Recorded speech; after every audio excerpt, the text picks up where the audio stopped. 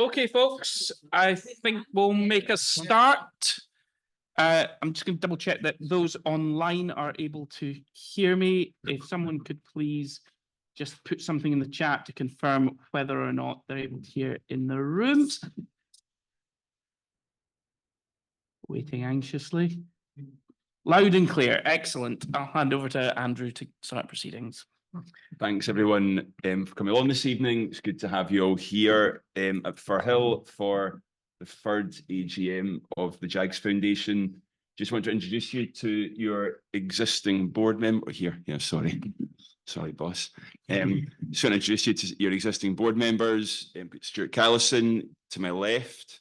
I'm Andrew Holloway. I think you might know that already. Lindsay Kane to my right, and Graham Cowie. Ian McKinnon just over there with the roving mic. Jack and Heather are downstairs and will be up in a minute. And we have apologies from Derek McLeish, and Stuart Goldie is on the online Zoom link. I'm just going to pass over to Graham now to explain the format of the evening. Thanks so much, Andrew. So the kind of format of the evening was set out in the main notice, which most of you should hopefully have seen. But the first thing that we're going to do is take note of the minutes of last year's annual general meeting. It's worth just noting that that is also available on the Foundation's YouTube channel if you want to watch that back. It's a riveting watch. After that, we're going to have an annual report from the chair, that's Andrew himself, and then also he's going to speak to the accounts of the Foundation to the year ended 30th of September 2023, when he was wearing a previous hat, when he was still responsible for the finances of the Foundation. And then the main business of the AGM is going to be on 3 resolutions relating to pledges, so our financial contribution to the football club, to the youth academy, and to the women's team for the forthcoming season. And once we've done that, we'll then open out to a board Q&A. That will be an opportunity for members to ask questions about our activities in the previous year and also what we've got planned for the forthcoming year. I'm going to hand back to Andrew. Yeah, there's a bit of a theme here. So I think just to get started here, I mentioned in just when I started off there, it's great to be at Firhill for this event. I think being at Firhill for this event in the Alan Rough Lounge, no less, is a bit of a symbol of how far the Foundation have come. We've not been in here before. The club welcomed us in here this time, and I think it's a good thing just to reflect on that fact, and really delighted that we can be here. Really pleased to give this update as a chair. First bit, I want to acknowledge, I've done this a couple times already, I want to acknowledge the contribution of the previous chair, Sandy Fife, who unfortunately can't make it this evening. Sandy stepped down in December 2023, and I luckily got to take on his job, which is primarily giving this update. A lot of what we achieved as a foundation was under his leadership, under his style. We're delighted to give him a good send-off at the Arbroath Hospitality event, and I think we all wish him the very best in his time in the backbenches. A lot has happened for the Foundation and the football club in the last 12 months. A short summary of that, just following. Membership has grown to 1,685 as of the 1st of June. That's a high point for the Foundation. That's net monthly income of just under £15,000 before we get into merchandising. As part of that, and after the votes in the AGM last year, we've welcomed junior members. I'm delighted to say we've got over 130 junior members as part of the Foundation. We've met comfortably our £10,000 a month financial commitment to the football club, added to £50,000 that we put in last June when there was a call to arms, and also being able to put money in other ways through different types of sponsorship, and in particular, paying full price for Members' Hospitality Day when we hosted nearly 200 members in here in January. In December as well, we also started contributing £2,000 a month to the academy, something that's hugely important. We've seen that in the park this season, and we'll vote later as to whether we would continue to make that commitment. And finally, we've sponsored multiple matches, awards, and in different bits and pieces at PT Women, part of us Women's FC, and we're delighted to have done that as well. Not just supporting the football club, we've also been engaged in multiple community causes, in particular supporting Jags for Good, the Party Charitable Trust, and I think poignantly donating to the Beatson off the back of the Jerry Collins pin Unfortunately, Jerry passed away recently, and we as a foundation were delighted to honour Jerry with the pin. I know him and his family were delighted with it. Really sorry that Jerry is no longer with us. When I sat here giving the Treasurer update last year, I just accepted a seat on the club board, which Alan McGraw just advised me I lasted something like 212 days on. Yeah, lol. Stuart Callison to my left is now joined the football club board, and all the TGF board and all the members. I just want to say we're very grateful to the commitment Stuart's given to that role. I can speak from experience. It's not straightforward. When I joined that football club board, the club were in a difficult moment. TGF were not at the centre of things. Fan-owned principles were not embedded. There's a lot to do. TJF have supported the football club so much in the last year and will continue to do so. And working our role as a trustee, as PTV Trust, have contributed to the football club in the following ways. Most importantly, we consulted on and signed the club trust agreement, a historic moment in our club's history, embedding best in practice fan-owned football club principles for the future. We've consulted with supporters on a number of items on behalf of the football club, not least the academy, hospitality, and the singing section. I'm delighted to see that's been carried forward. We've made financial contribution, as I've said before. We're also been supporting the club directly on some interviewing around future key hires and helping to influence who these key hires might be and what the roles might be. That's fundamental. We've just, Graham and I in particular, with Stuart's support with his double role, have just worked through a robust review of the football club's budget for the upcoming financial year. More to come on that from the club, but the fact that we were able to contribute alongside the Jags Trust to that, again, huge moment for the foundation. We've also provided critical feedback on the investment that came into the football club. Personally, I appreciate that was not perfect. That process was not perfect, particularly in consultation. The club trust agreement that is in place will mean that can never happen again. We're now a fan-owned club, and I believe we're a fan-owned club with a bright future. Over the 2 years I've been involved with TGF, at times we've been at war in the trenches, having to do things that were difficult and pretty emotional. We've been open, honest and transparent, and I think the TGF board must continue to do that, to engage in going forward. TGF must also move now to centre ground. 1685 members is, as I said earlier, the largest united group of Partick Thistle supporters that ever existed under one banner. The amount we raise is phenomenal. It gets poured into the football club in good causes. For me, and I know it's important to the rest of the TGF board that I sit with now, targeting 2,000 members is something that we never thought was possible, but it's something that now it needs to become a reality.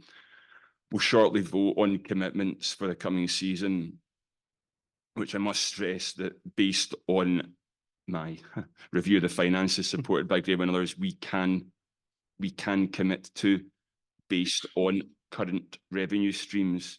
However, to grow, to deliver events like we did, our Grove barbecues, etc., circa 300 more members would make a huge difference. I'd urge everyone in this room, people who have given us fantastic support over the last 2 years, to speak to anybody who's not yet joined us. The simple message is, please join us. Let's make this football club as good as we can. Sorry. Proudest moment of my time with TGF was the recent trust elections. Democratic representation of fans, by fans, on the football club board was something that, when we started this off, seemed a long, long, long way away. We delivered an open letter in May 2022, asking for better for our football club. In terms of the candidates that put themselves forward, I commend all 6 of them for putting themselves forward. It's not an easy role. It's not an easy thing to do. And Alan and Alistair, who are both here tonight, thank you so much. You're the first ever democratically elected fan representatives of our football club, representing the PTFC Trust. What an honour for you both, and I'm sure you'll do a fantastic job.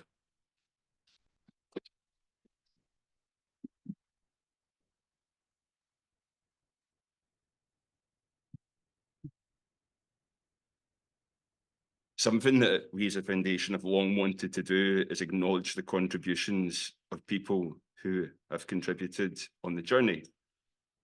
Not an exhaustive list incoming. the original Thistle Forever group led by Paul Goodwin, Alan Herron, Andrew Donnelly, Tom Hosey, Caroline Mackey, Stuart Rennie, Gavin Taylor, the previous TJF board who were very, very poorly treated by the football club. Alan McGraw, Gary Tanner and Sandy Fife, ex-directors, Martin Dempsey, Neil Cowan, the Partick Thistle Disabled Supporters Association led by Charlene, Richard Beastow, Randall Wilson and Neil Drain, previous PTFC Trust trustees, Brian Welsh, David Copeland, David Stewart, who was our legal advisor, and we have needed him occasionally, Heather Wilson, Morag McCaffey, the Sling brothers, Ian Bateman, Chris Ross. These are people who have contributed and done so much for us. For me personally, God, I'm not going to say that this name.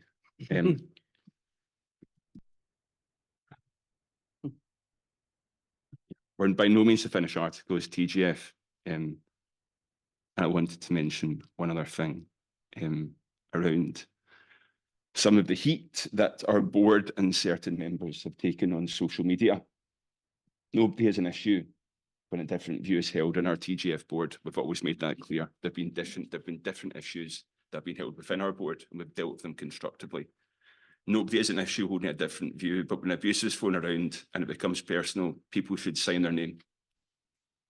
When it's anonymous, it can be hugely testing and has been for some of our board and some of our members in the room. I know some are here. All I would ask Partick Thistle supporters is to be good to each other, rise above it and look after each other.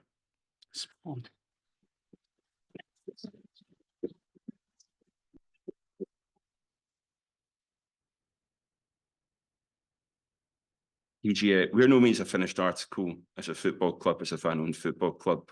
We've got so much to do to still be first rate. But we're at the end of the beginning here. We're not at war. We've got a football club owned by supporters, with TJF at the centre of that. And I wish the new board every success in growing it into the future. Well done.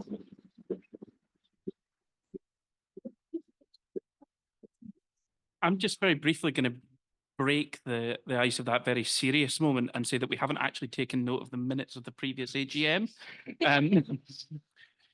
So they were circulated beforehand. I've received no notes or responses to the effect that they were inaccurate. So all I'd like is just a quick proposer and seconder for the approval of those minutes. Do I have a proposer in the room? Alan McGraw, and a seconder will take Jack Carson. Thank you very much. I think we're going back to you again, Andrew. It's a nice, easy one. You'll have received the accounts to 30 September 2023 from the foundation. There was also when we issued them, I think in January time. March, I think in the end it was. Yeah, time flies when you're having fun. We put some commentary out with those accounts. We didn't get any questions, thankfully. I just want to reflect on a couple of bits and pieces in the accounts. Year 2022, we turned over 51,000. Year 2023, we turned over 178,000. That's a foundation that's growing. Bank balance today is around about £59,000. That's against 52 at year end. So, you know, we've got a pretty solid base in there. The surplus wasn't significant last year. The reason the surplus was actually bigger in 2022 was we had money in 2022 and didn't really know what to do with it. We then in 2023 decided we were going to do something with it and work with the football club and work with community causes, so the cash comes down. In terms of the detailed commentary, merchandise gross does 27k. Stuart Goldie's not here, but the work he does on Thistle pins is absolutely phenomenal and has contributed the significant majority of that. I'd remind members of our VAT position, potatoesly hanging together. £1 a month of your income is not donation. The remainder is a donation, and that keeps us comfortably under VAT thresholds. I'm a tax advisor by trade, and some helpful friends have helped me to ensure that position is as watertight as it can be. Our main expenditure items will.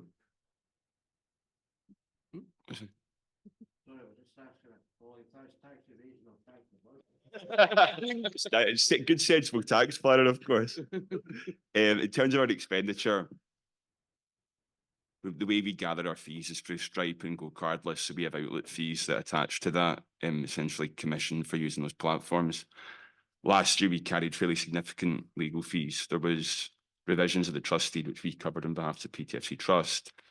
There was also some costs that we incurred around potentially bringing forward a solution to the financial problems before they were solved. Those costs were very kindly covered by two members in particular who don't want to be named, and that's fine. We've put on events, and then we've also, at the end of last year, there was going to be a price hike on stamps. So we bought enough stamps to, I don't even know, I mean, we've still got them. We've been posting things for 6 or 7 months, but we made a huge saving. There's a huge cost for postage in those accounts, but it's a one-off. And yeah, that's what they are. I would expect more of the same. For the current year, legal fees should be down. We're really trying to, we don't, and none of the board take any money out of this, obviously. But, you know, we're trying our best to be as lean as possible, to get volunteers involved in as many things as possible. So as much of the income that members, fans generate goes straight into the football club, goes to PT Women's FC, goes to the academy. That is the accounts. Take any questions people have. I don't think we've got any questions online, unless there's any questions in the room. Just take note and we can move on to the pledges. Yeah, over to you, Nate. Okay, so as you will have seen in the notice for the AGM, we are proposing that members have the opportunity to explicitly endorse or indeed reject our proposal for how your members' funds are going to be spent in the forthcoming season. You'll know that last season we committed to that £10,000 a month to the football club, and then obviously we had the vote of members that led to the £2,000 a month going to the youth academy. We want to embed those, and in the case of the football one, increase that up to £12,500 per month. That's been partly a result of the discussions that we've had with the football club around their own budget, and so if that's approved, that will enable us to be able to meet our bit of that bargain as well. And in addition, we also have this third proposal, which is to regularize the kind and increase the level of support that we're providing to the Partick Thistle women's team, which has obviously been incredibly successful in the last year or so. No small part down to the work of the management team there, but also a real sense of coming together of the community there as well. We want to recognise that and put that on a more predictable footing. What I'm going to do, unless there are any questions on the proposal there, is take each of those resolutions in turn. You'll have the opportunity. First of all, we've got some people who've handed in proxies beforehand. We've got those who are going to vote online, and then those in the room itself, and we'll top those up and arrive at what the resolution result is. For those who are online, I'm going to ask you to use the raised hand function. Just to check that everybody knows how to do that, could I ask you to raise your hands just now on that?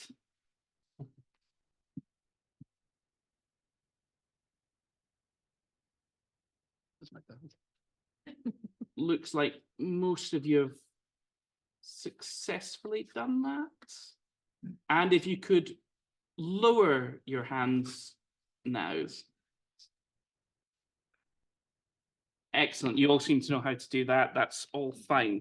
So we're going to take the first resolution, which is the proposal that we increase TJF's monthly contribution to the football club from £10,000 per month to £12,500 per month. Could I ask those in the chat who are in favour, please, to raise their virtual hands? This is fun.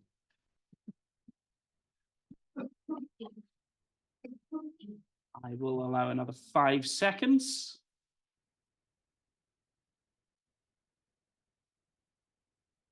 Okay, could I ask you to lower those hands?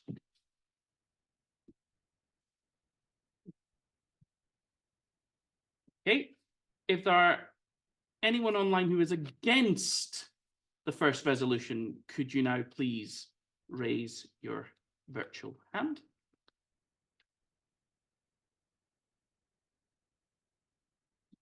I'll give you 5 more seconds.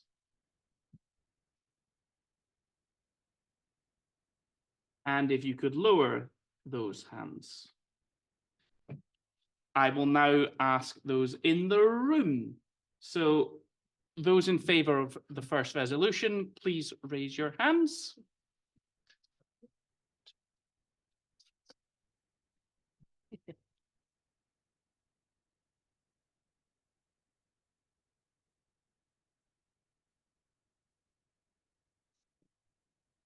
And if you could lower those hands, and those against, I can confirm that the first resolution is carried unanimously. So thank you very much for that.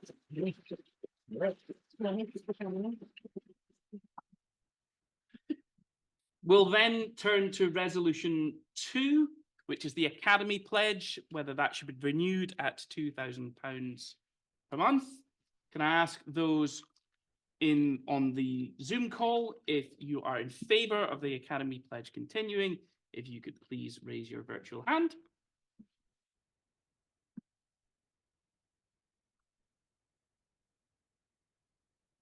And if you could lower those hands now, please.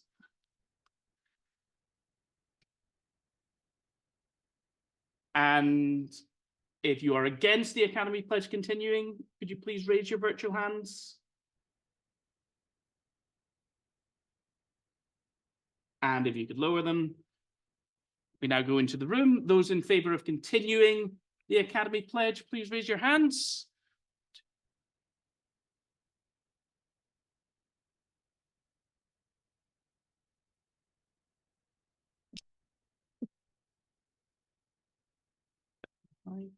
I can confirm that that was carried unanimously, so that will continue for the next year.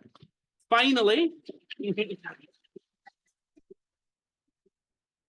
we have the proposal to regularise the sponsorship to the Partick Thistle women's team to £5,000 for the forthcoming year. Those in the Zoom call, if you are in favour of Pledge 3, could you please raise your virtual hands? 11.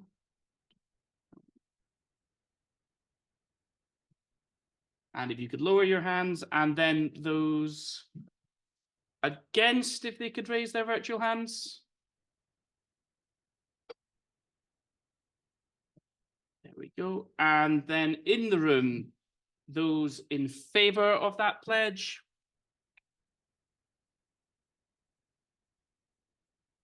So I am.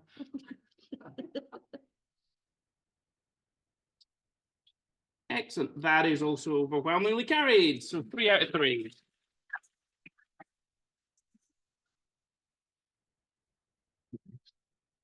I think the next item is election results. Oh, good. I suppose I should take that. Obviously, this time around, you'll recall that we had an election for 4 positions to the Jags Foundation board. That was because with Sandy stepping down at the end of December, there was an additional elected 1-year term available. We had, in the end, 4 candidates put themselves forward, but because only one of those was for 1 year and the other 3 were for 3 years, we had a ballot to determine which individuals would be elected to which of those terms. The voting rights in Jags Foundation elections are obviously for all members over the age of 16. And I'm pleased to announce that 725 members cast their ballots, which was slightly more than last year in absolute terms, slightly down in percentage terms. And the total number of votes that were cast were as follows. Derek McLeish received 536 votes. Jamie MacDonald received 510 votes. Caitlin Rose received 507 votes. And Davy Brown received 497 votes. Accordingly, that means that Derek, Jamie and Caitlin have been elected for 3-year terms and Davy for 1 year. And I invite Andrew to say 1 or 2 things about them and their futures on our board. Well, welcome to all of you. Nice to be a board member alongside you for the next half an hour or so. Delighted with the turnout delighted with the diversity of people putting themselves forward, delighted with the diversity of viewpoint. You all did super on the podcast. It's really good to listen to. I know some of you, and Caitlin, you're senior, but you were natural. Honestly, you were so good. Like I said there when I was speaking, the foundation's in a really good spot right now. Working with the club, and we've got a chance to grow. Lots of hard work to be done, but you'll have a lot of fun. You'll learn a lot, and you'll meet some really cool people, make some really good friends. So, yeah, wishing you all the best. And I think I speak for the departing board members and those who have departed previously. If you ever need our help or support, we're right here for all of you going forward. So, yeah. Welcome to the world's most active WhatsApp group.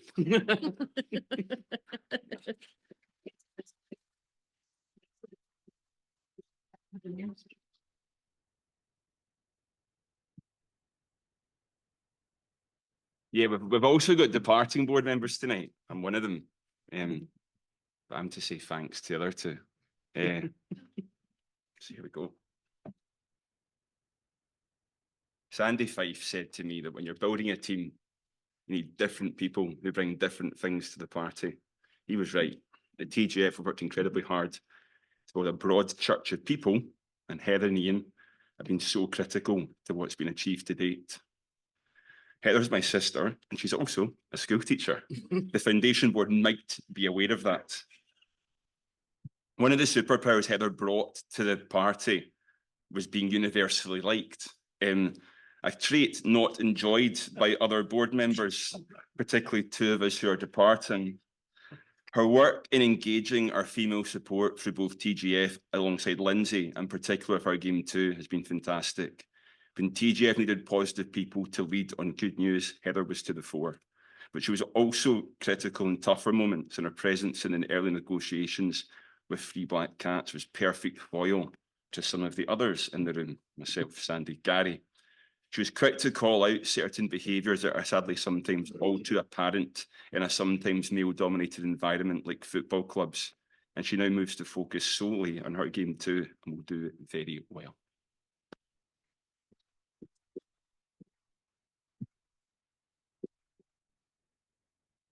Ian is also leaving us this evening. However, Ian's superpower was certainly not being universally liked. His reach into our support is almost second to none. Some people might not know this, but the only reason TJF got round the table with the PTFC Trust was the hard work done by Ian McKinnon to speak with a trustee and then work with Brian Welsh to get some of those early meetings done. Without those meetings, we would absolutely not be where we are today. It's also pretty good at delivering events, barbecues, Record Factory, Pre-Rangers Party, and our Broth Hospitality, all delivered very, very well. He's never shy of a robust debate, and his principled stance on many issues was very, very admirable and normally well articulated.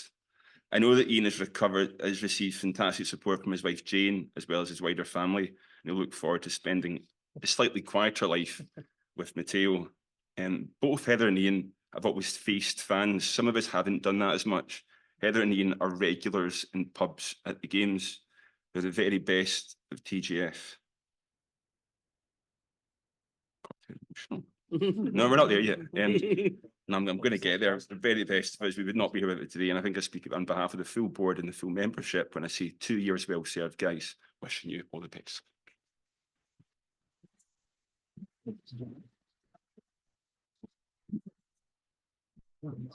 We do have a small token of our appreciation for both Ian and Heather. I hasten to add, as Sandy Fife did last year, for the other outgoing board members with no recourse to member funds.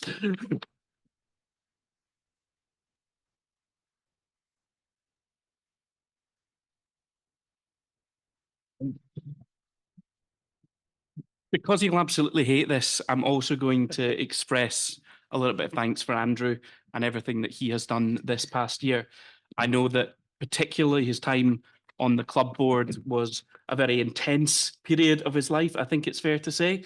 But also, we built our team very much around Sandy when he brought us together. And obviously when he felt the need to step back, it was Andrew that was willing to step into those shoes and to help guide us through quite a tricky spell, you know, particularly in the aftermath of the kind of investment process, but also just getting the fan ownership good basics over the line and, you know, trying to build something that's going to be resilient for the future. I know that he'll be incredibly grateful to be able to spend an awful lot more time with his young family and to be able to enjoy the football as a fan rather than as someone who's constantly having to wear multiple different hats. And I'd just like to say that, you know, if it hadn't been for him to stepping up at that point in time, there was a real risk that momentum could have been lost. These kind of community organizations take hard work. You know, it requires everybody to be able to kind of muck in and do their bit. And I think it's fair to say that Andrew has more than done his bit. I'd like to express our thanks to him, and we've also got a little token of appreciation for him.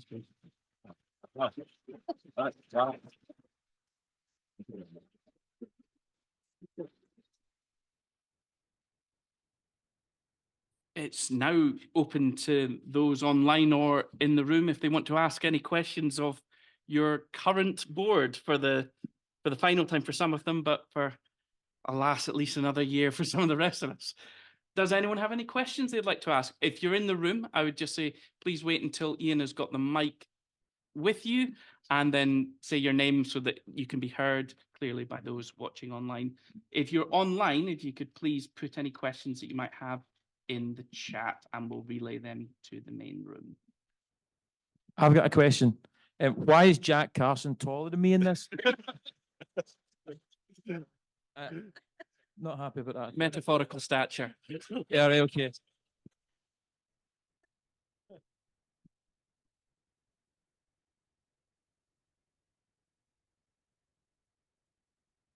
Thank you, Edem Lewis. I wanted to ask, we got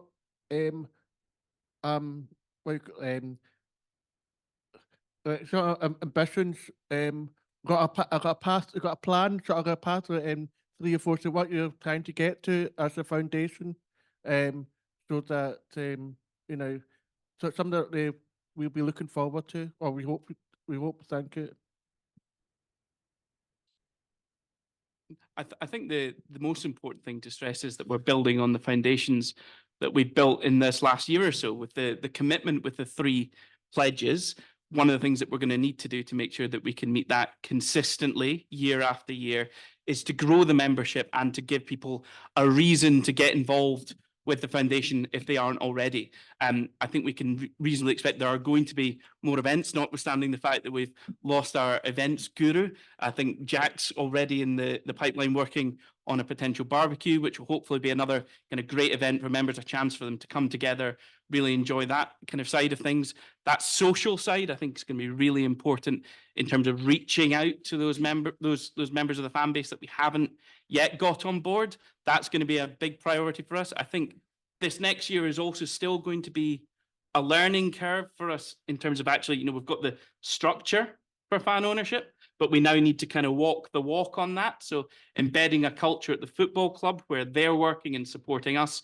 We've been working a lot more closely, for example, on communications. I think the singing section consultation was a great example of that. And we're going to be looking for other ways to engage the fans and to help them shape what their football club looks like. You know, real opportunity now with Alistair and Alan on the club board, supporting Stuart as well, to get those fan perspectives into that decision making. I think next year, if we're able to do that, that will help us identify what we need to do to get this club to where it needs to be. Stuart, a couple of minutes. Do I need that, or can it be heard? You've got like enough. You can stand up like enough voice. Yeah, let's stand up. Yeah. Oh, thank you. Yep. I think over the next year, you'll really start to see it feel much more like a fan-owned club. I mean, the period that Andrew was talking about on the board was still very fraught. We didn't really have the basics in place. Just in the last few months, it's been frankly a lot easier for me, and I think for our other board members actually, because we are now all pulling together. You now have a board who are all Partick Thistle fans. I think about half the board spent the second half and extra time against Wraith Rovers in among the fans rather than in the boardroom, because that was where they wanted to be. Yeah. So communications are now much better with the club. Stuart and Derek and myself, to a lesser extent, have been working alongside Chris Ross and other staff members and other board members to introduce. We'll be introducing a variety of ways in which maybe your membership will have additional benefits in and around the club. So that's work in progress. Some of the basic things are getting done, like, you know, having an invitation to join on, you know, on all emails that go out. The website is something we know needs to be improved. So you'll start to see that. The discussion around the budget was a big step forward. And I think now you have genuine fan input into what is going on, which, by the way, is really tricky.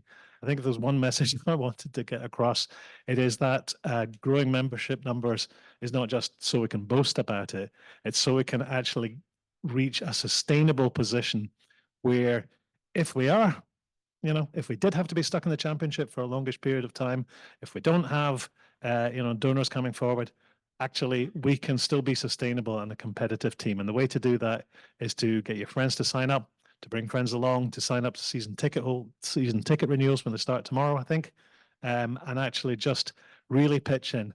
Now everyone really is on the same page and moving forward together. And I think you'll really start to feel, it'll feel more like that, and you'll see more of that over the next 12 months or so, and hopefully a promoted team as well. We've got a question online from Martin Towers. He said earlier you mentioned about helping with the club's new appointments off the park. Is there a timescale for the appointment of the new CAO, financial officer, etc.? You do that one. Yeah. The new financial officer, an offer has been made, and they should start. I think they've got a month's notice. So yeah, by the start of the new season, we should have the financial controller in place. I understand the interviews for an additional hospitality salesperson went quite well just last week, and that we should be, again, we have somebody who is appointable there. The CEO position is still, we're looking at it pretty closely.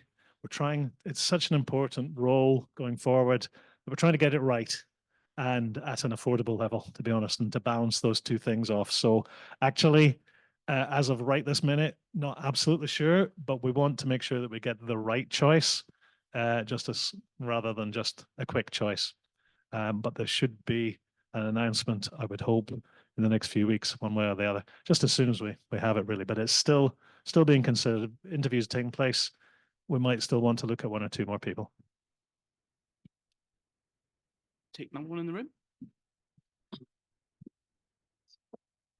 Hiya, for anybody that doesn't know me, I'm Charlie Nahara and I run the Partick Thistle Disabled Supporters Association. Obviously, I'm really grateful for the Jags Foundation support for the start, right for the very start, and obviously Stuart Goldie has been a massive help to us with what we've been implementing the thing. Now, I'm just wondering, do the Jags Foundation have any plan to include disabled supporters in events, and do they have any plans to get more disabled supporters to Firhill? Right, obviously we're working on that. I'm not want to say too much, but I'm just wondering, is there just going to be more events where disabled supporters can be included?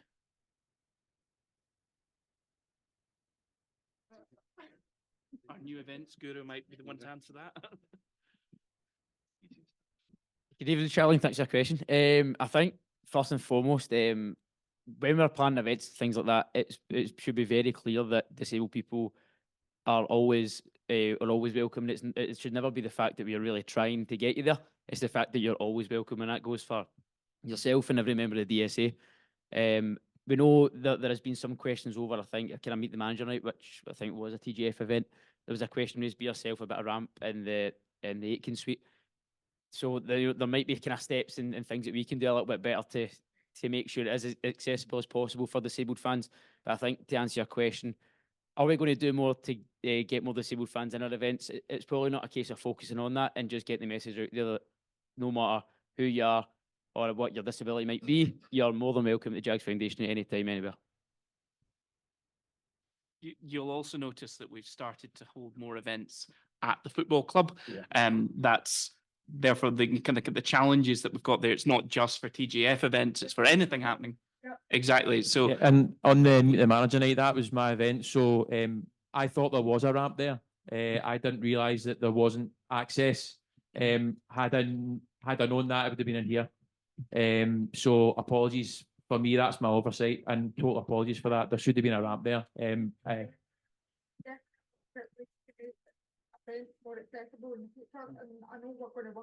Yeah, well, we can work together on that, Charlene, absolutely. Yeah. Any others in the room? we take one more in the room and then we'll go back to online again. I'll come to you next time. All right. Hello, I'm Odie. And I've just got a question just regarding sort of engagement. So obviously, as you said, it's the biggest ever sort of fan organisation that's ever existed at the club. 700 people turned out in the vote. That's fantastic, but that's less than half of the actual, percentage of members. I know it's a really difficult thing. How do you actually go about engaging those who didn't vote? Because it's, to me, one of the most basic things. As soon as the vote came out, as soon as I seen that in my email, and I'm sure everyone else in this room, as soon as that came out, I was right on reading the manifestos, casting my vote, because it's, as a member, that's my democratic right. I personally can't understand why people wouldn't do that, and I'm sure that you're the same, but how do you go about trying to engage people who didn't vote and try and get that number up?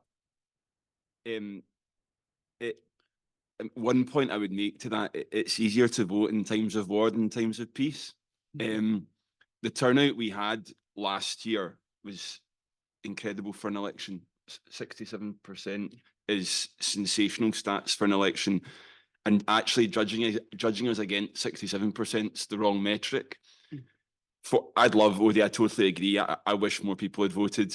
I do like, if you looked at the Holloway family, Mrs. Holloway probably didn't vote because I didn't give her a nudge and say, "You remember, darling, can you get your vote done, please?" But at the same time, if you compare us, and Graham's got the stats, but if you compare us to other fan-owned football clubs, our engagement levels are significantly higher. So that's a good thing. And I'm not saying, I totally agree. I would love more people voting. I don't want to create a crisis to make people want to vote. But it's on, I'm sure the board will have some wonderful ideas going forward as to how to make sure that turnout's as high as possible. I mean, I think there's kind of two things. I'm the weirdo that went and looked to see what the turnout was at Smyther's elections, for example. And the turnout at a lot of fan-owned football clubs is usually in the region of 25 to 30% for most consultation exercises. That maybe sounds low, but you wouldn't be surprised. Anyone who's done kind of surveys in other settings, kind of, beyond kind of organizations like our own, know how difficult it is sometimes to get folk to engage. We had more than half of our members, for example, take part in the TJF census back in November, which was a much more wide-ranging thing. And I suppose what causes people to engage is when they actually feel there's something major at stake. I think it's fair to say with this election, you had 4 candidates, 4 places. There was maybe not as much of an urgency to participate in that in a way that in other situations there might have been. But there's no complacency here. I think we do want to try and engage as many people as possible, and that's about finding the things that they really care about. The singing section consultation had to be done at quite compressed timescales, but we had almost 600 people taking part in the space of 2 to 3 days there, because it was something that animated the fans that they cared about and which they felt would have an impact on their experience as a Jags fan. So it's trying to find those issues and get people engaged that way is the big one for me.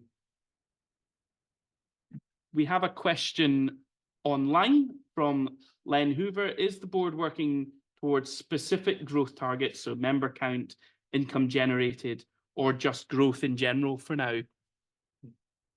I can take a start in that. Project 2000 is a thing. Alan's smiling. When this board initially got together with Alan and Gary, 1,000 was raised by Alan McGraw on the first board call, and people were sniggering like, "God, 1,000, that's never going to happen." And we did it, Alan, we did it comfortably, right? I think tonight is a bit of a soft launch of a run to 2,000 in our new board electees. We've got some people who are pretty powerful on social media and know what they're doing on social media. We need a full press on social media. We always need to press other sources to bring more members in. That's introducing. So yeah, there is a specific target for 2,000 that will be pressed by the foundation in the coming weeks. I think I mentioned earlier, income levels are pretty solid in that we're comfortable we can meet the commitments we've got based on the current membership. Extra finance will just allow us to develop other innovative ways of putting that money into different facets of the football club. We're working to a membership target number, and if that membership target number was then dispersed between £10 plus donation, £5 and £1 members in the current ratio, would be all right.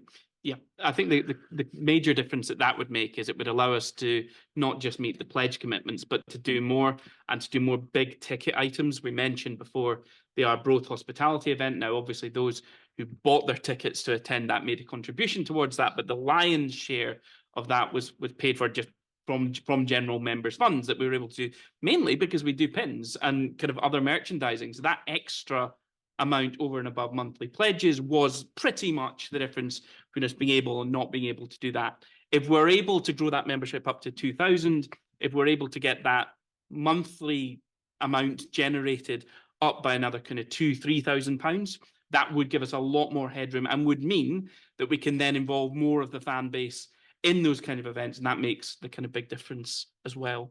So yeah, it's not just a growth for its own sake. It's growth because there are things that we want to be able to do and to achieve.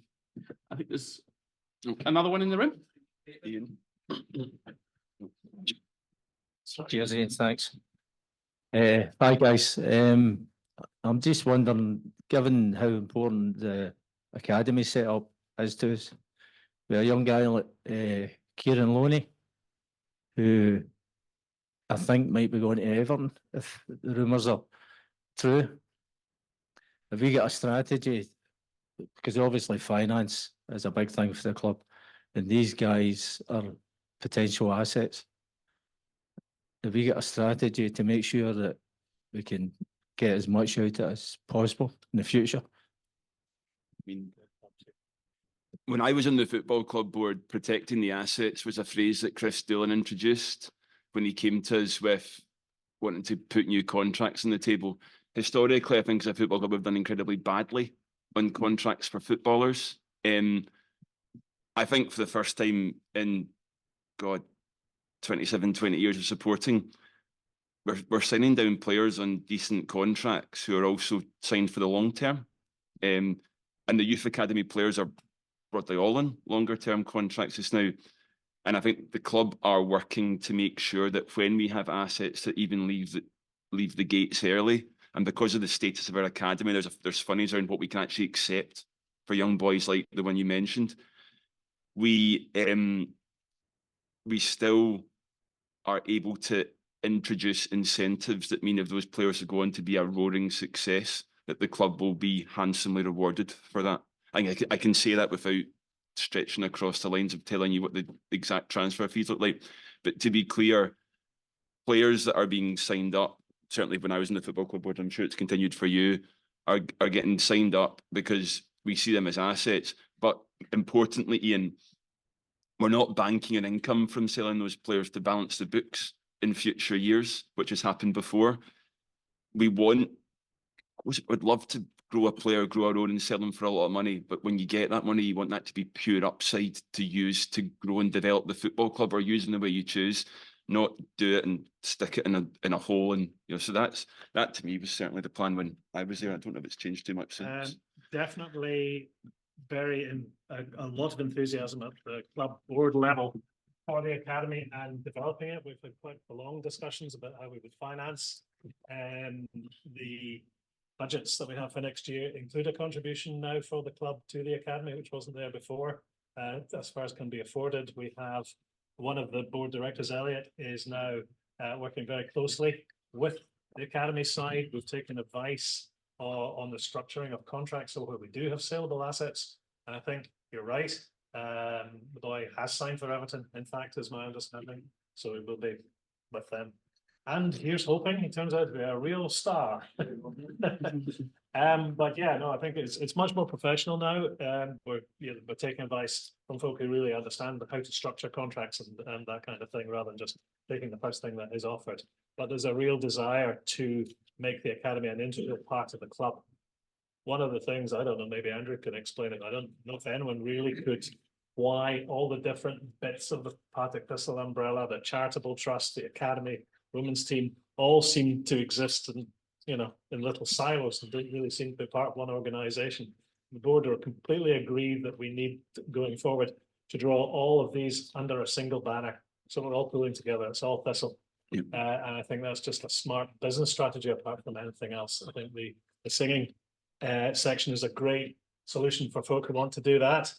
But my personal goal for the board, if you like, is a fan acquisition strategy. How do we get more people through the gates? First of all, we ask you guys to speak to somebody that's not been for a while and bring them back in. But we actually need to reach out and bring new fans in and make it really a welcoming experience. Now, what the singing section is for some groups of fans might not be what they're looking for at all. So, more effort to think about family stand, more effort to attract female fans, with the women's team being a really good way in to supporting the rest of Partick Thistle. The work that's already started with the disabled association, which is really critical. We would love to have more people coming. We want to be a really inclusive club for this whole city, a plan that is not toxic in terms of who they identify with. We can be a really inclusive club, and I think we can target growing our fan base by 1,000, 1,500 at least, and think of the difference that would make if we could get those sort of numbers in regularly. I think with by making a conscious effort to make the whole experience welcoming, by working much more closely with a community trust, bring it back in under the umbrella, so we can access grant funding through a charitable organisation, so we can work on joint community projects, get the name of Partick Thistle out into communities which might be interested in football but don't come just now. So actually bringing the whole thing, including the academy, properly under one umbrella is very much part of the board's strategy. And I know that there's a football subcommittee has been set up to look at exactly this, as well as recruitment for the men's team. So it's not all just left to the manager, and making sure that we're looking to bring in players that will have some longer term value as well. So a focus on youth going forward is certainly part of the medium to long term strategy for the club. Sorry, that's rambling, but I hope that answers your question. Just to pick up on one thing that Stuart mentioned there was kind of around getting more fans through the gate. And one of the things that was really good about the singing section consultation was a lot of the written feedback from folk about ideas to improve both the atmosphere at Firhill, the match day experience, and safety.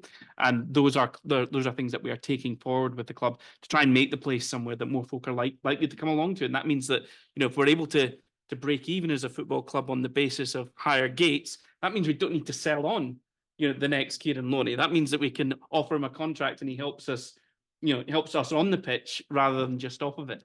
So that's all part of the same picture. I think it's the to get out of the league and stay out of it for as long as possible. I know it's Scottish football, but we don't want to go up and then come back down again. Really, we want a sustainable base that will keep us there for years to come. There is another question from Martin Towers. I wonder this one might be best placed for you, Andrew. He's asking, without divulging any secrets, unless you're open to bribes. That's his actual quote, not me adding. I hasten to add. Does the budget for the upcoming season get us closer to breaking even, or actually achieving that? Also, Greenock Morton, he said it pains him to say, have been good with their communications about behind the scenes recently. So will the club be putting out some comms soon, especially with season tickets going on sale? We've hit the football club with the Greenock Morton comms and that's been well received. The Greenock Morton stuff's pretty good. Like I know we don't like Morton, but they get some things right as a community-owned football club, and that's things that the board have raised. And now that we're just about there, I think as of today, we're just about there on the budget for next season. We've suggested the club, we'll support obviously and lead with our own comms, but we've asked the club to work forward on that transparency. I don't want to say too much about the numbers yet, Martin. People will get the full story. We're just closing, or the club is just closing one year end and then looking forward to the next one. But I know that the plan is to put some fairly detailed analysis and comms out there. Stuart? The point is well made, and I have personally pressed for as much transparency on this as we can provide to fans, really, because we need people to understand that your contributions are absolutely vital, you know, absolutely vital for that fans get right behind us for new season tickets and come in numbers. I would say on the issue about breaking even, all I could say is that it's really difficult. It's really difficult to be competitive at the moment and do that. And striking a balance is something that there was a long discussion on. This, I think, was, like I say, big success. There was a detailed discussion with the trustees of the club, Graham and Andrew, about the budget and about the assumptions that were used. And it's about trying to strike a balance. One thing, without giving into those figures, what I can say is I had not realised just how unfair the distribution of league money, sponsorship, and so on and so forth is. It is outrageous, quite frankly. If you are in Ross County's position, say 11th in the Premier League next season, you will get, and it's roughly the same proportion the year gone by. So next season, Ross County finished 11th again. We get about £700,000 from the league. If we finish in the same position, we would get £70,000. It's that big a difference. And that's why you would see Dundee United, for example, just letting 14 players go because they know that it's a totally different ball game in the Premier League in terms of breaking even. And I think there are challenges which have been discussed in great depth, real seriousness, and in real detail about how we strike the balance between a competitive team, which everyone wants, and sustainable finances. We're not in any cash flow difficulties. We have people supporting it. There's a lot of work to be done yet, but we will be competitive and we won't be in financial difficulties next year, though. I can tell you that. The one thing I'd add is there's a bit here about what kind of a football club you want to build. You know, there are other football clubs that have made some decisions that I think, frankly, Thistle wouldn't want to take. So Wraith Rovers, for example, don't have a fully fledged youth team in the same way that we do. That is a financial commitment. The club's going to be making a financial commitment to that next year that they hadn't in previous seasons, because that's part of the model that's necessary to make it work. You look at other clubs in our division who have perhaps prioritised on the pitch to the complete exclusion of other things and hoped for something else to bail them out. Inverness being the most notable example recently in the headlines. So it's a delicate balance to get there. But if you want a club that I think is going to be sustainable in the long run, then getting from the position that we were at 24 months ago towards break even is always going to be a work in progress. It's not going to be done overnight. But I think we were satisfied by the process as trustees that significant progress had been made to improve the structural position. Can I also just commend the football club board in that when we met them at Firhill to go through it, the full board showed up. That isn't something I expected. I expected reps from the board. Full board were there, apart from Donald, who was it was upside down time for him, so he couldn't physically make it. But every other board member was there, either in person or on the call, contributing to that discussion. And for me, that was very reassuring to know that the finances and the control of the finance function of the football club, we do obviously have people who are special in it, but it's being taken on seriously by the full football club board. I think that's important. I think it should be noted. Do we have any more questions in the room? Hi, Campbell Shoes here. How are you doing? Talking about the Youth Academy and that, I was involved with Bobby Denny with the Youth Academy all these years ago. So just to let you know, and I also run a football academy. We've got 8 teams and we've just started one year just now they're 5 years of age or 4 years of age, I don't even know. What is their age groups and how many age groups have we got? Because you want supporters, get the kids into that age group, bring them through, and they'll be Thistle supporters all their life. And no day what we done the last time, a couple of years ago, we just cut every team out and we had to start again. Okay. Was pretty involved in some of the academy discussions when on the football club board. We've got, I think, 3 boys teams, starting at 14s. So light, right?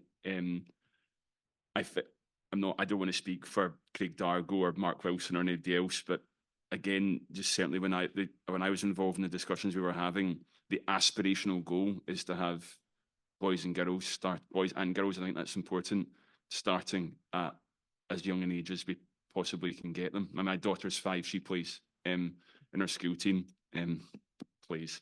It's funny to watch a lot of cartwheeling around the pitch and not much football, but yeah. I mean, a serious note, loves it. Wears her pink kit up every week and is really, really pleased to do it.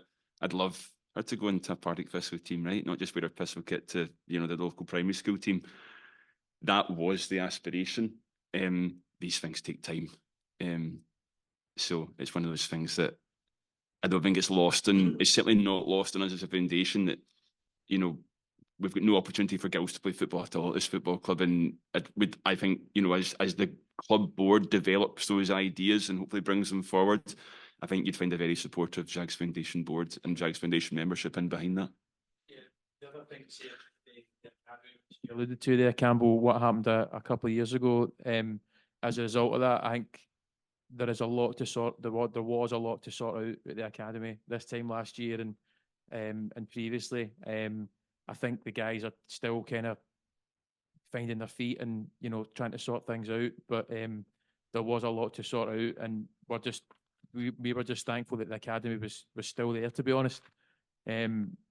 So I think what Andrew just said there about getting in younger age groups and that, absolutely, really, really hope it happens. I think the reason why they've not looked at it yet is because there was a lot to sort out before that. That just add that in. Caitlin. It's not really a question; it's more of a statement. Hi, I'm Caitlin. Just to introduce you, maybe know who I am. Probably not. A lot of them voted for you. Oh, well, thank you if you voted for me. It's just to kind of build on the point with the female youth academy. That's something that does kind of grind my gears a little bit, and I know obviously that's something that it will come eventually. But female accessibility of football is so difficult. It's really hard, and I think if you look at the women's league in particular, only 5 of the teams in the top tier women's football are full time. And the rest are part-time and work full-time jobs outside it. So it is difficult. I think one of the things I want to see, even obviously with myself being part of the board now, is increasing the amount of people that go to our women's games and things like that, because it's so important. Because I would love, maybe when I'm really, really old, for Partick Thistle to finally have a full-time women's team.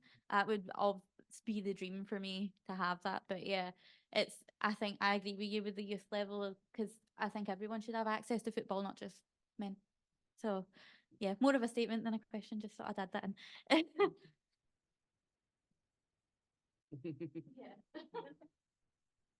Any others in the room? A couple of three.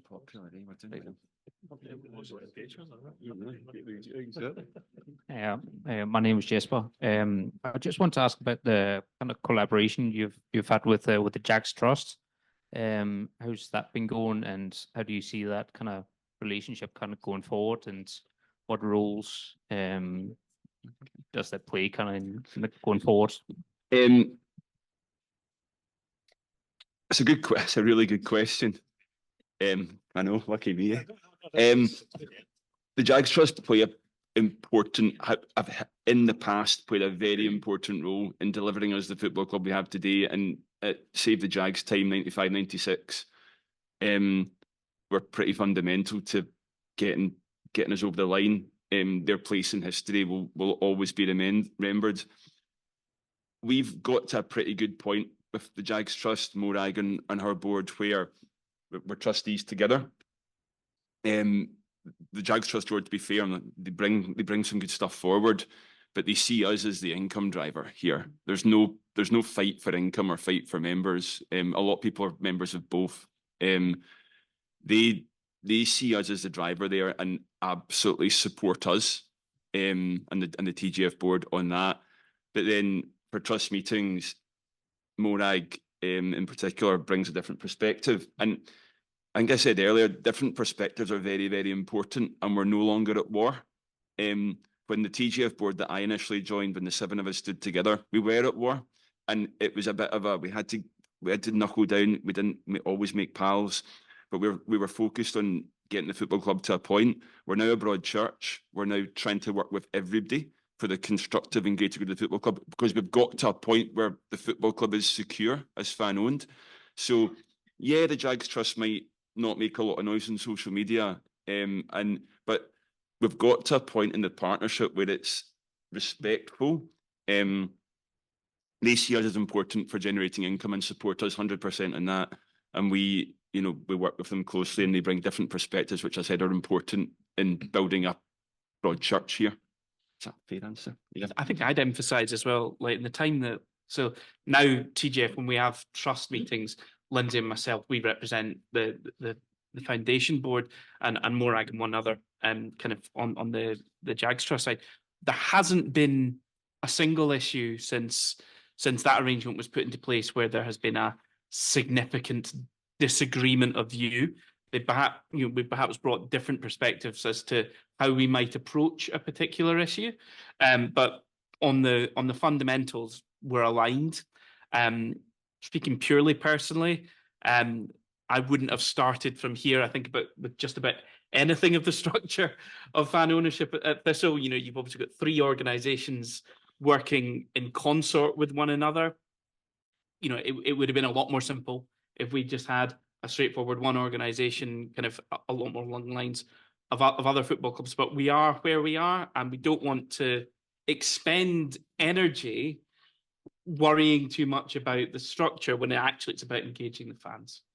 We've got enough of the structure right now that we can work with it, and that's where I think most of us sit, and where most of the fans would want us to be going forward. Yeah, and I would just add to that as well.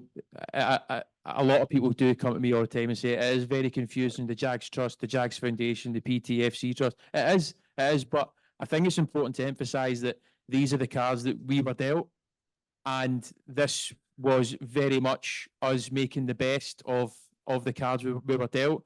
It was no one's first choice, but bringing the Jags Trust in, us becoming corporate trustees of the PTFC Trust. By the time the shares had been handed to the PTFC Trust, in terms of the Jags Foundation getting representation that the members deserved, that was the best way of doing it. And believe me, I did query it. And everyone asked about why don't we just take the shares off the PTFC Trust, and everything else that was mentioned. But this is what we've got now. As complicated as it is, it really is the best arrangement we felt for the cards that we were dealt. Do you want to fundraise to pay stamp duty, land tax, stamp duty rather, or do you want to raise funds for the football club? That's the simple answer to why we maybe leave the corporate structure as it is. Yeah.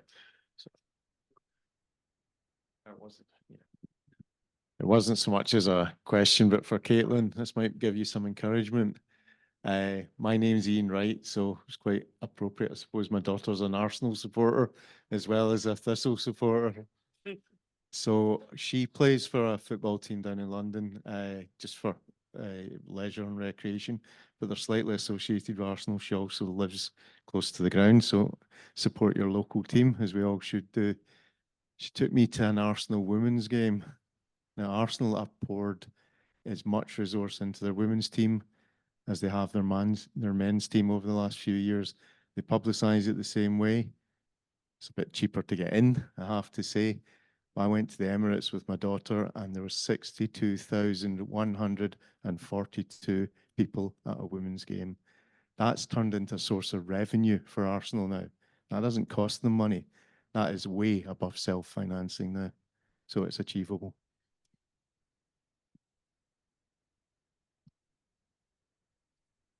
How you doing? Thanks, Ian. I'm Bill Sweeney. And I know, I mean, I'm very happy with the reports that we've had and the kind of line up of priorities and that patient approach to building the club. And I want to say I'm very happy about that, but there is one aspect. I wonder if there are some plans in that I'm looking out here at the place where I used to stand as a wee boy watching Davy McParland and co, and it's an overgrown eyesore and has been for years. We also have a main stand, which is still, I think, got wooden floors after all these years after Bradford, and so on. Are there plans, however much in the future there are, for the redevelopment of the stadium into something that really, when you see the eyesore there at the Davy McParland end on television, it's a bit embarrassing, isn't it? It's sorry. I also, as part of that, I know some clubs have involved people like hotel groups at Tynecastle in the redevelopment, and perhaps you know, the Premier in Maryhill across there, and the replacing part of the Colin Weir stand might be a good start to generate revenue as well. Yeah, no, Stuart's just whispered to me this hasn't really moved on since I was in the club board, so I suppose it was talked about pretty extensively when I was on the football club board. Pretty difficult. So the Bing, or whatever we're calling it, has got some challenges under the ground that do not make it optimal for immediate development, say for housing. I'm not a land engineer expert, but I know enough from what was presented to the football club board that people were interested. It's a decent piece of real estate that you could do something with it and put a stand up, but there's challenges under the ground. The other thing about football stadiums is that they are expensive to maintain. We do have we certainly did last season, had a safety certificate to house pretty large numbers of fans. In the Colin Weir, Dundee United brought, you know, Airdrie brought good numbers. There's a few things about it. The quandary that got put to the football club board was, what do you do? To redevelop this place is going to cost a lot of money. If you're going to redevelop the place, would you just move and build something new that was fit for purpose for the 21st century? Correct. And that was, your face is exactly what my face was at that time. Like, God, we can't be doing that. The second debate was, do you take out the grass and put them plastic? Again, was that another way of generating significant amounts of revenue? And the revenue argument for a redevelopment of the pitch itself is quite compelling. Everyone could train here, the kids could play here. It would open up so many opportunities. But we want football on grass, and I think they've just told us we can't have a plastic pitch when we're a Premier League football club anyway. So that's immaterial. So I mean, I'll let you maybe speak for the last few months, but where it was left when I was there was, we'd love to do more with the ground that we've got, but given land condition at the Bing, and given just how expensive it would be to actually make a proper go of the main stand, that was parked to the side against other more important priorities. Yeah, I'll just come in there to say that one of the reasons I got involved 2 years ago was because my biggest fear was someone telling us that we were leaving here and moving, and let's not mess about. If we left here, we wouldn't be staying in Glasgow, because the respective land values dictate that we'd probably end up in Kirkintilloch or something like that. So that's one of the reasons I got involved 2 years ago. And one of the most proudest moments in these past 2 years has been realising that no one can move us from this stadium without the fans voting for it. And I think that is probably one of the most incredible things that we've achieved through fan ownership. Nobody can move us from here without us voting for it. So that's an amazing thing. I mean, if you look at what Hearts and Hibs have done with their respective stadiums, I'm sure they spoke about leaving. What they've done is just gradually rebuild the whole thing around the same spot. It's not about structures or anything else. It's about being here. It's about being in Maryhill. It's about walking up Firhill Road. It's about seeing the stadium when you come in from Maryhill Road. So that's one of the best things for me. There's loads to be done. There's loads of issues with the stadium. Even this stand itself, it's nearly 30 years old now. So, you know, there's always going to be issues with the stadium, but I think the most important thing for me is that we're here. And as long as we know that we're going to be here, then we can start planning for that. No one's looking over their shoulder wondering if we need to move. The most important thing is that we're here. And whatever challenges we face, we know that that's an absolute certainty, you know. I'm not sure Return to Kirky will sell quite as many records. A few would be nice.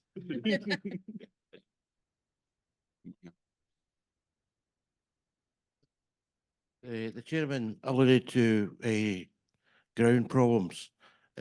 What is actually there is a mine shaft that goes down Firhill Road, across Queen's Cross, and right down to Henderson Street. And in 1980, Firhill Street was to be developed. I couldn't go ahead because they had to pour a lot of concrete into it. Long time to get the Scottish office to agree to that. Across the road at what is now the health centre, there was a one-storey building owned by Strathclyde Regional Council. It was one story because there's a mine shaft under it. And when the health board took it over, they were told by locals there's a mine shaft under there. But they went ahead and then a JCB fell down the mine shaft. So it costs a lot of money to pour concrete down there. But it's the same mine shaft that runs right up there, under here, near there, that part there. And it is known about, but it will cost a lot of money to put anything. It's solid up there on that side.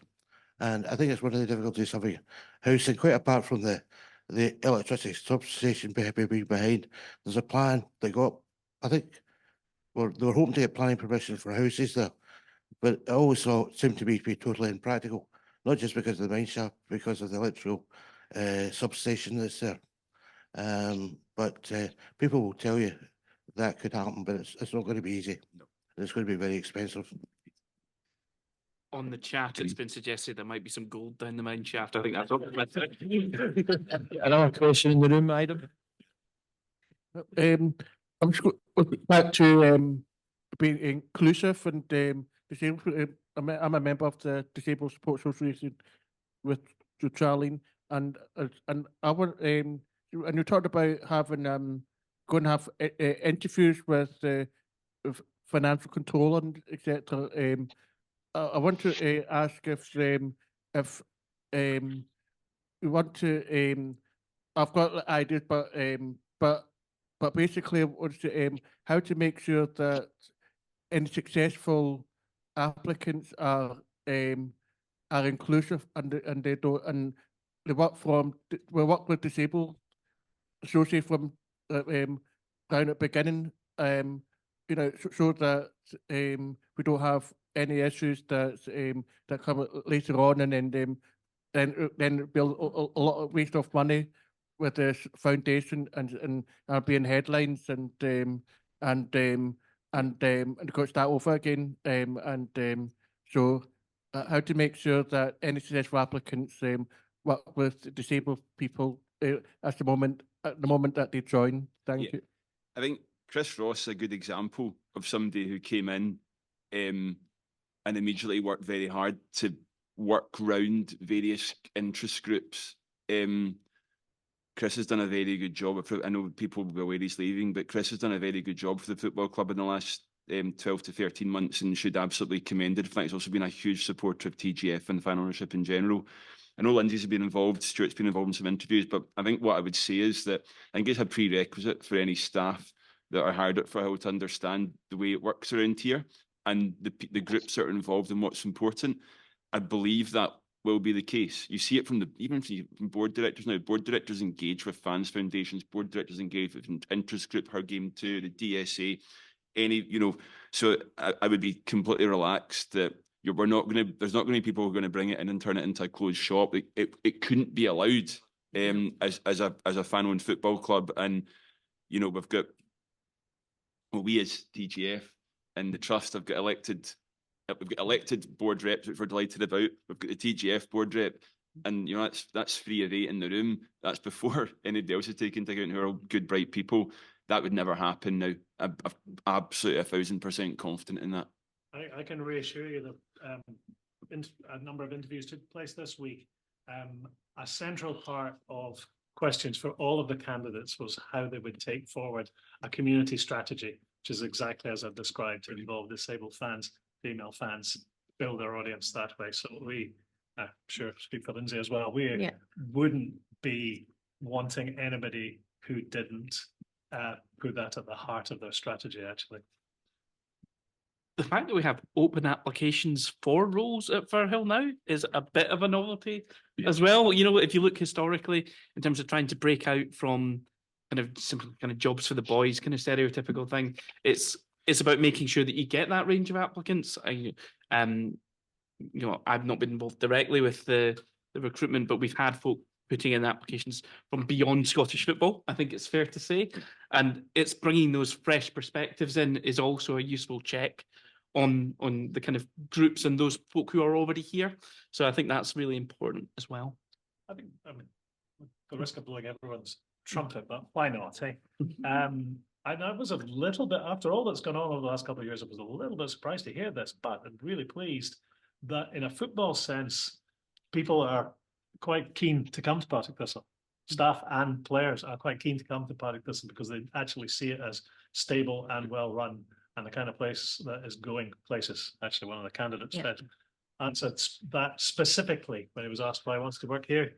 He thought it was likely to be the best opportunity of its kind in the next 5 years. So, you know, we're moving forward. We're rising again. Any other questions? Charlene. Eden, I'm just thinking about what you said there. You obviously about the new CEO and new people in the club. I can say that they're definitely going to need to be willing to work with disabled supporters, and everybody at the Jags Foundation knows this. But see anybody that wouldn't be willing to work to improve facilities for disabled supporters, I would not allow that. I would not allow that. I go, hold on a minute. I go, no, what's this? See, in my opinion, see the DSA members, they're my priority. And obviously the Jags Foundation have been a huge part in like getting the support for the DSA and things like that. But the new CEO, I personally will make sure that they are willing to work with the DSA to improve the facilities here, because there's a wide range of opportunities, and why should we know, you know, play to the strength, make more people come to Firhill. It works on a PR front for the club, and it brings more people to support Partick Thistle, so why no? Do you know what I mean? So that's it.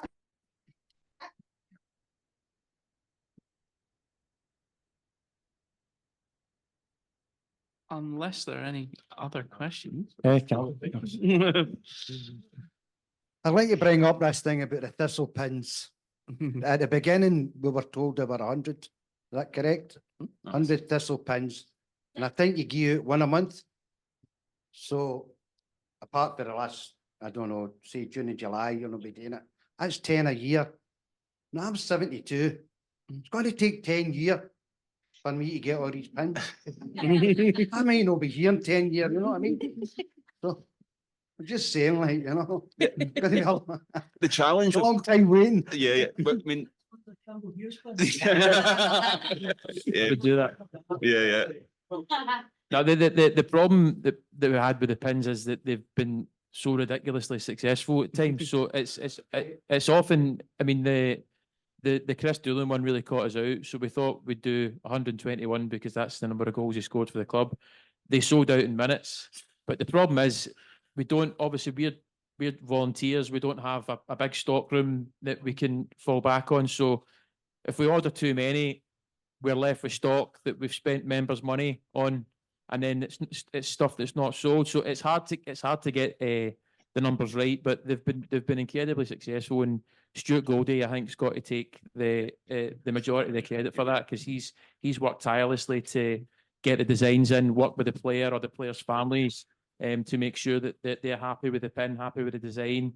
And the members have been great. That the members have absolutely loved them and bought them in equal measure.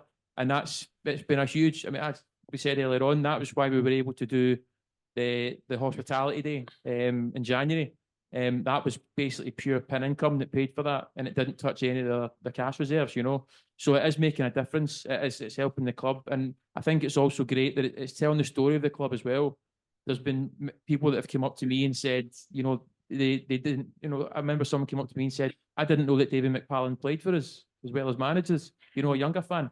And so we're telling the story of the club with these pins as well, and educating younger fans about what's went on before. So the pins will continue. I think the plan was to take a couple of months off and maybe try and some new merchandise, which is maybe going to come in the next couple of weeks as well.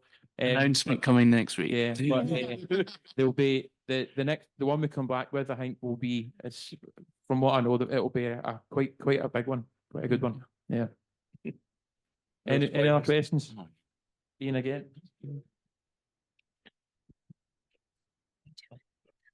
I guess it's just I'm just wondering if your overheads as far as electricity and things like that go, have you thought about solar panels or? Not as such, not yet. To be honest, I've been firefighting for quite a long time, just trying to make sure that, you know, the club is still here. It's potentially a really good idea. We are trying to work our way around the sort of big ticket expenditure items, but in many cases the club is tied into contracts for 2 or 3 years, so we can't just sort of change pie suppliers, for example, take an actual example. Unfortunately, in my view, but there's definitely ambition to review every single contract we have and see whether there's a better and cheaper way of doing it. Security is actually one that's a little bit further up the agenda. We feel that we could probably improve both the quality and the cost of security. But a really good suggestion. I'd be all for it. And for everyone to doubt, the foundation has no electricity overheads.